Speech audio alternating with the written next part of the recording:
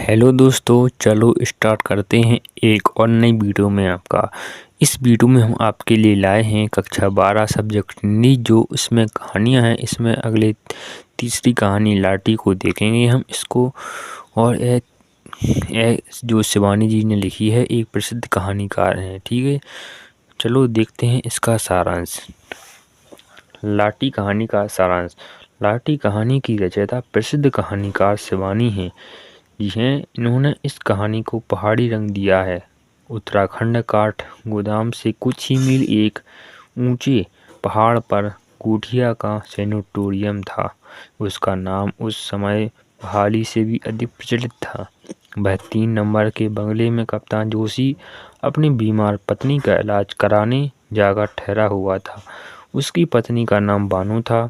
उसका विवाह 14 वर्ष की अल्पायु में ही कप्तान जोशी के साथ हो गया था। वह अपनी पत्नी बानू को बहुत ही प्रेम करता था। बानू से विवाह के ठीक तीसरे दिन ही उसे बसरा जाना पड़ा, क्योंकि वह एक कप्तान था। वह आर्मी में था, इसलिए उसे जाना पड़ा था, जहां वह वर्षों युद्ध में भटक रहा था। जब कप्तान 2 साल बाद घर पहुंचे तो पूरी दुनिया ही बदल चुकी थी। 2 सालों में बानू ने नंदों के ताने सुने, भतीजे के कपड़े धोए, ससुर के भोज उड़ने। कभी वह सुनती थी कि उसके पति को जापानियों ने कैद कर लिया है, और उसकी सास और चाचियां उस पर व्यंग के बाण चलाती रहीं। इसी दौरान बानू को क्षय रोग हो जाता है और उसे सैनिटोरियम भेज दिया जाता है। उस जैसे ही कप्तान जोशी घर लौटा और उसे बानू की बीमारी का पता चला, वह सीधा कोठिया सैनिटोरियम जा पहुंचा, जहां प्राइवेट वार्ड में उसकी बीमारी का इलाज चल रहा था। सैनिटोरियम से मृत्यु से पहले निकाल दिया जाता है। बानू को भी दस्त लगने लगे थे। डॉक्टर आया और उसने कमरा खाली का नोटिस कप्तान जोशी को देते हुए कहा, कल ही ले जाना से, यह 2-3 दिन से ज़्यादा नहीं बचेगी। कप्तान का चेहरा फीका पड़ गया। रात को वह बानू के सामने आया और कहा कि हमें और कहीं जाना होगा। बानू यह समझ गई कि नोटिस मिल गया है। सुबह कप्तान उठा। उसने सोचा बानू बाथरूम गई हुई, लेकिन तब वह नहीं लौटी, तो वह भागकर मरीजों तक गया। डॉक्टर आया, नर्स आई, चौकीदार आया, लेकिन बानू नहीं आई। दूसरे दिन छबीधार पर उसकी साड़ी मिली। ये एक घाट हुआ दोस्तों, वहीं का रवि घाट। ठीक है, बानू ने पानी में डूबकर आत्महत्या कर ली थी। वह तो पागल कप्तान साड़ी दादी से छाती से चिपकाए फिरता रहा।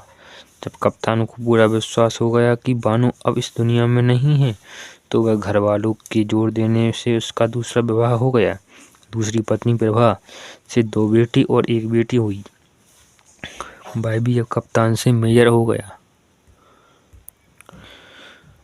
लगभग 10 वर्ष बाद नैनीताल में विष्णु देवी के दल में उन्हें लाठी मिलती है। एक कहानी है दोस्तों, जब वे मेजर और प्रभा, मतलब उसकी दूसरी पत्नी, नैनीताल घूमने जाते हैं, तो वहाँ का एक दृश्य है दोस्तों, जहाँ पर एक विष्णु देवी का दल जो वहाँ पर आता है दुकान पर चाय पीने, वहीं का एक दृश्य। ठीक है, फिर से पढ़ते हैं।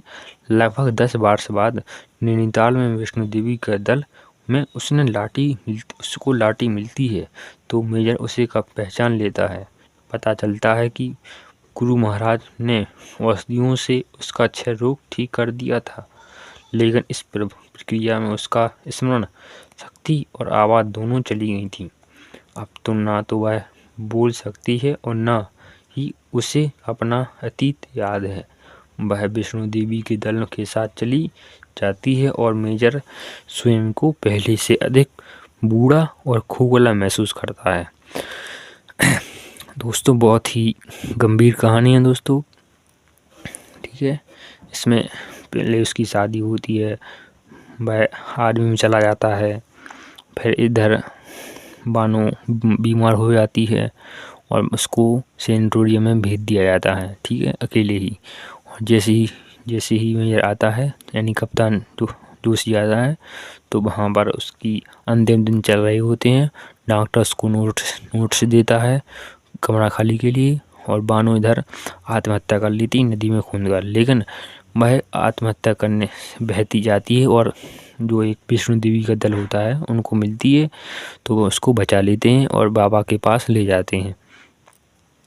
बाबा उसे औषधियों के माध्यम से ठीक कर देते हैं, लेकिन उसकी जो जीभ कट जाती है, जिससे वह बोल नहीं पाती कुछ, और क्षय रोग के कारण उसकी याददाश्त भी चली जाती है, ठीक है। लेकिन जब जब जब वो कप्तान जोशी उसको देखता है, तो उसको पूरा अपना अतीत याद आ जाता है कि किस प्रकार उसको प्रेम करता था, किस प्रकार उसको वह चाहता था, ठीक है। जिससे वह उसको बहुत ही दुख और पीड़ा होती है, और वह गंभीर होकर अपने आप को बहुत ही बूढ़ा और खोखला महसूस करता है। दोस्तों, आशा है आपको लोगों को वीडियो पसंद आई हो। वीडियो पसंद आई तो लाइक करें, शेयर करें, ठीक है। और अगर आपको किसी भी सब्जेक्ट और किसी भी चीज़ के नोट चाहिए हो, तो आप मुझे इंस्टाग्राम पर मैसेज कर सकते हैं, ठीक है, या कमेंट भी कर सकते हैं दोस्तों।